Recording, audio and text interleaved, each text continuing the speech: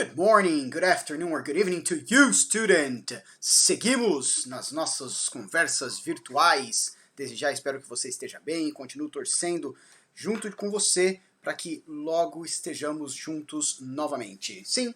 Bom, continuamos então nas nossas conversas. Você sabe que eu estou aqui para te ajudar. E aí eu tento te lembrar o que a gente conversou até agora para seguir a nossa conversa. Você vai se lembrar que lá no começo do ano, no começo do semestre, eu iniciei uma conversa com você sobre o porquê a gente falava. E aí a gente entrou num conceito extremamente importante para a língua inglesa, que eu chamei para você de verbo auxiliar, que na língua inglesa tem um papel extremamente importante para a sua compreensão, para a tradução de perguntas, de respostas, de frases que você vai encontrar na leitura dos seus textos. Portanto, eu chamei a sua atenção para o do, para o did, para o does, para o will, para os verbos auxiliares que transformam uma frase no presente, no passado ou no futuro. Lembra que eu te mostrei essas perguntas que à primeira vista, do you speak English? Did you speak English? And will you speak English? Parecem ser perguntas iguais. 90% dessa frase é igual em todos os exemplos que eu te mostrei. O que muda, os 10% de diferença, ficaram em uma palavra.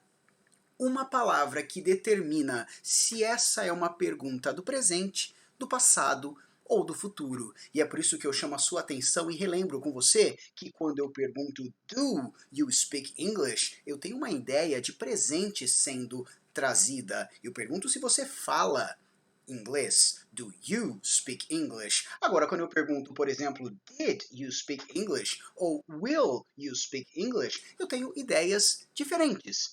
Did you speak English? Eu pergunto se você falou, se você falava inglês, enquanto quando eu pergunto will you speak English, eu trago a ideia de se você falará inglês. Perceba que essa confusão pode acontecer no nosso idioma também. Se nós estivéssemos aprendendo a língua portuguesa, você teria uma pequena diferença entre você fala, você falava ou você falará inglês.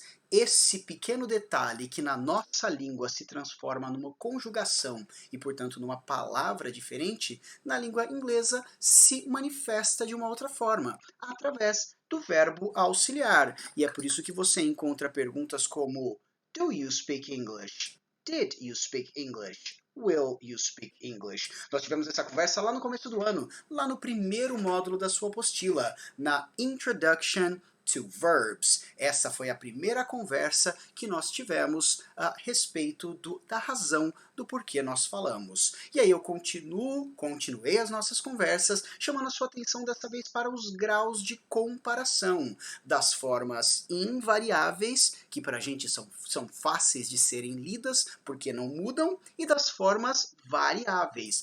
Essa sim que pode causar uma grande dúvida, porque existe uma diferença entre um adjetivo grande e um adjetivo pequeno, na comparação de um com um ou na comparação de um com um grupo, para dizer quem é o melhor. Se você ainda tem perguntas, se você ainda tem dúvidas, claro que você sempre vai poder me perguntar nos plantões. Mas você também tem a primeira videoaula que eu te mostrei, a aula 01, para talvez te ajudar nessa questão. Se você tiver dúvidas, você pode voltar para esse vídeo e reassisti-lo, lá a aula número 01. E aí a gente evoluiu nessa conversa e eu falei um pouquinho para você sobre o aumento paralelo e o aumento gradual. Essas foram as nossas videoaulas 2 e 3. O aumento paralelo, quando eu tenho coisas que aumentam paralelamente, uma dependente da outra. A nossa conversa foi o quanto mais eu estudo, mais eu aprendo. The more I study, the more I learn. Ou quando eu penso num aumento gradual, ou seja, algo que muda gradativamente, continuamente. E eu disse que estudar está cada vez mais importante. Studying is getting more and more important. Se você ainda se lembra dessas comparações, eu fico muito feliz que você tenha guardado um espacinho na sua memória para elas, porque você vai ver que elas são muito corriqueiras, muito importantes na leitura de textos. E aí, no nosso último plantão, além de todas essas formas, eu lembrei com você um pouquinho, conversei de maneira rápida com você sobre as formas irregulares. O better e o best, que você já sabia, o worse e o worst, além dos comparativos de superioridade e os superlativos de superioridade dos adjetivos far, farther, the farthest, further, the furthest, old, older, the oldest, elder, the eldest, e late, the latest, the last. Essas foram as conversas e essas foram as palavras que nós nos concentramos nas nossas últimas aulas, nos nossos últimos encontros. E é claro que você já sabe que tudo que a gente conversa aqui tem por intenção facilitar, aprimorar, chamar a sua atenção para detalhes da sua leitura que podem ser confusos por conta da tradução. Essas construções que pra gente, por falarmos português, são mais confusas, geram confusão na sua compreensão, na sua leitura. E aí, para a gente juntar todos esses conceitos e tentar falar sobre um texto, você vai encontrar lá na sua página 500, no módulo 8, um texto interessantíssimo que vai tentar reunir todas esses conceitos que a gente conversou nas últimas aulas. Esse é um texto que apareceu numa prova de renome no mundo estudantil, sim? E aí, eu chamo a sua atenção para, por exemplo, uma pergunta com um verbo auxiliar, e você percebe o quanto esse verbo auxiliar é importante. Sabe por quê? Poderia fazer o desafio para você. E se eu te mostrasse esse slide? Será que você conseguiria traduzir essa pergunta? Se você não consegue traduzir essa pergunta, é porque ela é impossível de ser traduzida sem nenhum conceito adicional para nos ajudar. Essa é a importância de um verbo auxiliar. Essa pergunta simplesmente, or did they, é impossível de ser traduzida. Portanto, você consegue perceber a importância dos conceitos dos verbos auxiliares. Eu te ajudo a traduzir ela já já. Além disso, eu chamo a sua atenção para os comparativos paralelos e os comparativos graduais, que eu destaco para você no seu texto, e você percebe o quanto ele é corriqueiro em textos que você vai encontrar na sua trajetória pela escola. Sim? E aí, se você está olhando esse texto com atenção, eu tenho certeza que você já reconheceu que ele vai falar sobre isso, sobre blue jeans. E eu imagino que você já saiba qual o teor da nossa conversa, inclusive porque ele fala de uma marca muito famosa, que você já deve ter reconhecido, mas que se você talvez fosse procurar em um país que tem a língua inglesa como língua nativa, talvez você não fosse encontrar. Te falo por quê. Na verdade, quem vai te falar o porquê, eu trouxe um vídeo do Teacher Paulo e do Teacher Tim para te falar um pouquinho sobre marcas que nós falamos de maneira talvez não correta. Assiste aí, depois a gente volta à nossa conversa. Esse vídeo vai ser um pouco diferente, nós vamos falar sobre marcas. Marcas não da forma que nós falamos no Brasil, mas da forma que você tem que falar aqui nos Estados Unidos. Por mais que a marca não seja americana, quando a gente chega aqui, se você não pronuncia do jeito que os americanos entendem, você não vai conseguir comprar aquilo que você quer, você não vai conseguir encontrar aquela loja. Então eu vou pronunciar da maneira que nós falamos no Brasil, não vou exagerar, eu não estou aqui para tirar sarro, eu estou aqui para ensinar vocês como pronunciar aqui nos Estados Unidos, até porque eu paguei alguns micos quando eu estava aqui pronunciando algumas coisas. Para começar, eu vou falar dessa marca de calça jeans que aí no Brasil é caríssima. Aqui é super barata, é a calça da Levi's. Levi's? Levi's? Levi's? Aí, tá vendo? Levi's. Tá vendo? A gente fala e ele não entende. Ele só entende porque ele já tá acostumado já com os brasileiros. E ele sabe que a calça é da marca Levi's. Não é Levi's. Aí no Brasil, especialmente na minha cidade, a gente escuta Levi's. Pega leve. Pega Levi's. Não, pega Levi's. Pega Levi's. Ô, Tim, uma pergunta. Você sabe por que se chama Levi, não Levi's? É um nome próprio, não sei. Exatamente. É porque o nome do cara que criou é Levi. Só que Levi, se você conhece a Bíblia, é um personagem bíblico. Então é um nome hebraico. Levi, em inglês, se pronuncia Levi. Levi. E a calça é Levi Strauss. Eu não sei como é que pronuncia o sobrenome Strauss, dele. mas, Strauss? mas nunca, ninguém fala. Não é dele. americano, ninguém fala, né? Levi Strauss. Levi's. Levi's. Então o nome do cara é Levi pra gente, mas em inglês o nome Levi é Levi. Logo a marca que vai estar aqui é Levi's. Mais uma vez? Levi's. Levi's. Marca número 2. qual seria? Marca número 2, ainda na família das roupas. Marca de roupa, acessórios e tênis. A super famosa Nike. Como é que se fala Nike em inglês? Nike. E você... Oh, falei certo! Não é Nike, é Nike. Eu falei certo! Você é bem americanizado. Foi mal, gente, foi mal. Eu já me acostumei com a Olha normal. aquele americano aqui, ó. É Nike. Eu falei a pronúncia certa, americanizado. Aí no Brasil, a marca Nike, a gente fala Nike. Só que não é Nike, se chama Nike. Nike. Nike, não é Nike. No Brasil a gente fala Nike. Aí uma coisa assim, que eu acho muito interessante é... Nós brasileiros, quando estamos Vamos voltando. Uma Água? coisa... Você água? Água. Por favor, produção.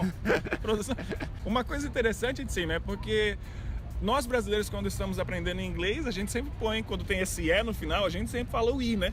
Tipo, face. É interessante. Aí na hora que Uma é do... palavra que... Aí uma palavra a gente decidiu não pronunciar. Então no Brasil a gente fala Nike. Nike. Só que não é Nike. É? Nike. Tem que pronunciar Just do esse sonzinho no final. Nike. Nike. E qual é o slogan deles? Just do it. Just do it. Em inglês? Just do it. Just do it. E em português eu não sei nem como é que é. Você joga? Ah, sei lá. Vai Você nessa. joga. Se Vai. joga. Vamos nessa, bota pra quebrar. Just do it em inglês significa isso. Vamos fazer isso. Faça o que você tem que fazer. Sem pensar. É isso aí. A marca número 3, saindo agora da moda, saindo agora disso tudo, vamos pra proteção. Se você tá doente, você pega aquele Vic Vaporub e passa no seu peito. Vic Vaporub. Vic Vaporub? Vic Vaporub, como é que fala em inglês? Você quer falar Vicks Vapor Rub? Oh my God! Vicks Vapor Rub. Rub é assim ó. Esfrega o Vic Vaporub. Não é? Rub. Vaporub. Vapor Rub. Vapor Rub. Vapor é Vic. vapor? Vicks Vapor Rub. Vicks é o nome também. Vicks. Vicks Vapor. So Vapor Vicks Rub. Vapor Rub. Que rub é esfregar, Rub né? assim ó, é. Ah, e vapor é vapor. Vapor. Olha, gente, então não é Vaporub, é Vapor Rub. Vapor Rub. Muito bom essa. Número 4, essa marca é de um remédio bem conhecido. No Brasil a gente fala Tylenol. Se você pedir um Tylenol aqui, você nunca vai encontrar. Por quê? Porque it's no chi. Like meu nome é Tim, não é Chim. It's Tylenol. Tylenol. Não é Tylenol, é Tylenol. Tylenol. Se fosse do sul, eles não falam assim, né? Qual parte do Brasil eles não Do falam? Nordeste, que eles têm, o pessoal do Nordeste, especialmente de Pernambuco, eles têm esse T igualzinho do americano, que é com um pouco de ar, né? Você tem que falar assim, com o nordestino, né? Como o nordestino de Pernambuco. Pernambucano sabe pronunciar Tylenol. Pernambucanos, vocês estão com a faca e o queijo na mão. Como é que fala isso em inglês? Queijo na mão. You have cheese in your hand, ok? You have cheese in your hand. Agora indo, número 5 junto com o 6, vamos falar de marcas de câmeras. Se você vem pra cá e quer comprar uma máquina, sugiro a vocês comprar aqui, porque o preço é muito bom. Essa que eu estou falando com vocês é uma Canon. No Brasil, geralmente a gente fala Canon. E aqui como é que se pronuncia? Canon. Canon, não é Canon. Existe a concorrente dela que no Brasil a gente fala Nikon. Como é que ela pronuncia aqui? Nikon. Ô Tim, a gente já andou muito, né? Sim, muito. Eu tô ficando com fome, cara. Que tal a gente ir no McDonald's? Quê? McDonald's. McDonald's? Ah, isso aí. Então se você vier pra cá, não fale McDonald's, porque não é essa maneira que pronuncia. Sim, mais uma vez, por favor. Como é que seria a pronúncia de McDonald's em inglês? McDonald's. Donald's, não é Donald's, é Não. Donald's. McDonald's. Esse nome aí é bem famoso, que é esse Donald, né? Por quê? Donald Trump. Aí, Ele tá é vendo? bem conhecido aqui por Wall Street. Especialmente essa área. Hillary também. Hillary também. Então, a pronúncia certa é Qual palavra? McDonald's. McDonald's. Quem é o concorrente do McDonald's no Brasil é o tal do Burger King. Burgers com hambúrguer. Burger King. Burger. King. Burger King. Então o hambúrguer é burger, não é burger, burger, né? E o King não existe, é King. King, King, like, oh hey, Pelé, Rei Pelé, do sanduíche. do sanduíche. Falando nisso, é uma marca que a gente tomou de vocês, né? Os brasileiros compraram o Burger King. Burger King.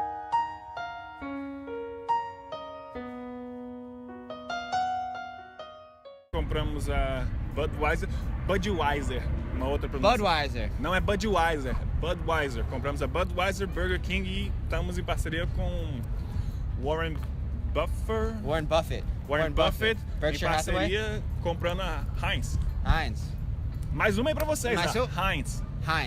Heinz. Você acertou. Não, no Brasil não sei como é que a gente fala, deve ser Heinz. Parecido, ok. né? Mas não mexe com esse ketchup, eu gosto muito. Você gosta dele? Se você Se muda o Ixi, resto, eu já fico mexeu muito, com a- muito bravo. E não, por favor, Jorge Paulo Lemans, se você estiver assistindo, eu sei que você assistiu Se os meus você quer vídeos, aprender inglês com Paulo, por favor, não mexa na Heinz, não mexa. Então, olha, gente, o tanto de marca que a gente fala errado, não é que seja errado, é porque a maneira que a gente fala no Brasil, de uma marca que seja americana ou gringa, aqui ninguém vai entender. Lembre-se disso, a gente não tá aqui tirando onda com ninguém, é somente para que você possa chegar aqui e ser compreendido, porque o Tim, ele conhece muitos brasileiros, então ele já está acostumado um pouco com o nosso sotaque e a nossa pronúncia. Agora, se você chegar numa loja que só tem americano mesmo, que não conhece brasileiro, eles vão ficar, excuse me? Mas aqui tem bastante lojas que contratar brasileiros por receber outros brasileiros. O lugar B&H, conhece? Sim, lá eles falam português contratam também. contratam muitos Sim. brasileiros. Que inclusive tá fechado agora porque é sábado, né? Eles são Fé judeus. em Deus. Eles guardam sábado. Mas isso é só em Nova York. Se eles forem pra uma cidade, sei lá, no Kentucky, estão enrolados, né? Sim. Vamos finalizar agora essa parte de alimentação. Eu assisti um vídeo de um cara do interior. assisti Você também, assistiu também? assisti também. Ele foi pedir coca no drive-thru. Como é que é drive-thru? Drive-thru. Drive-thru. Ele foi pedir a coca lá no drive-thru e aí ele pediu uma coisa muito pior do que coca. Ele foi inventar de falar o nome da coca em inglês. Coca em inglês, o nome mesmo que a gente fala no Brasil é Coca-Cola, mas aqui é Coca-Cola, right? Coca-Cola. Mas ninguém fala Coca-Cola. Aqui o nome é C-O-K-E, assim. Essa marca, por favor, cuidado, porque esse cara, quando ele foi pedir uma coca, na verdade ele pediu foi um... Como você explica o palavra... E pediu grande O palavra cock quer dizer galinho. Quer dizer um galo, né? Um pequenininho, não é? Do galinho. O galo, é o galo. Mas em inglês, galo fala cock-a-doodle-doo, não cock-a-doodle. Cock é um galo, mas também tem um significado que é uma parte Anatômica. que sei lá, que só homens têm. Em vez de pedir coke, ele pediu um cock. Se você gosta disso, tudo bem, mas... Nada contra, mas se você não quer pedir isso no McDonald's, eu acho que você pode ser processado aqui, né, por assédio sexual. Pode. Então, não peça um cock quando você for ao McDonald's. Coca é Coke. Coke, Coca-Cola, ou Coke. simplesmente Coke. Legal. Percebeu?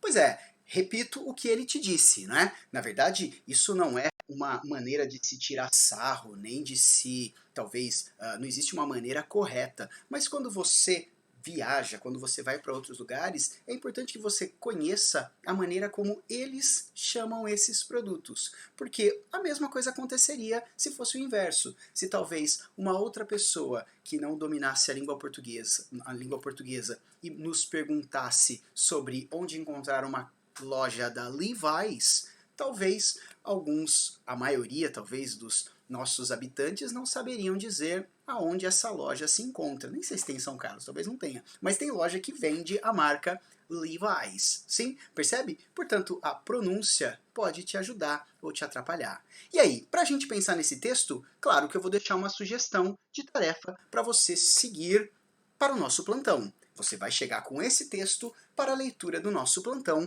e eu vou tentar te ajudar com os detalhes da leitura. Mas eu deixo você pensar no seguinte, você vai pensar para mim lá na página 501, como a gente sempre faz, e para tentar te ajudar com o vocabulário, 8 palavrinhas. Você tem as palavras em inglês na coluna à sua esquerda e as traduções, as palavras em português, nas colunas à sua direita.